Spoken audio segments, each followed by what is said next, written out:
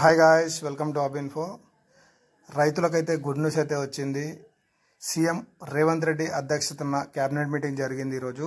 ఈ మీటింగ్లో మంత్రులంతా రుణమాఫీకి అయితే ఒకే మాట మీద అయితే ఉన్నారు. ఏదైతే 2 లక్షల రుణమాఫీకి సంబంధించి ఏకకాలంలో చేస్తామని చెప్పి రేవంత్ రెడ్డి గతంలో ఎన్నికల హామీలో ప్రకటించడం అయితే తెలిసిన విషయం అందరికీ. డిసెంబర్ 12, 2018 నుంచి డిసెంబర్ 9, 2023 వరకు రైతులు తీసుకున్న 2 లక్షల వరకు రుణమాఫీ చేయాలని చెప్పేసి అయితే నిర్ణయించారు.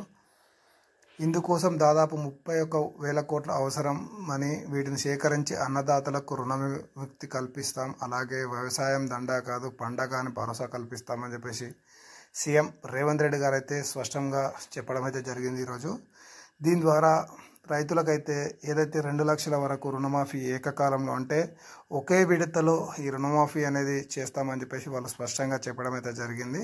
ఇది వచ్చేసి ఆగస్టు 15లోగా రైతులందరికీ ఈ రుణమాఫీ అనేది జరుగుతుందని చెప్పేసి వాళ్ళైతే స్పష్టంగా చెప్పారు. మన ఛానల్ అయితే సబ్స్క్రైబ్ చేసి లైక్ చేసి సపోర్ట్ చేయండి. ఇలాంటి మరెన్నో న్యూస్ స్పష్టంగా చెప్పే ప్రయత్నం అయితే మన ఛానల్ ద్వారా చేస్తాము. Thank you.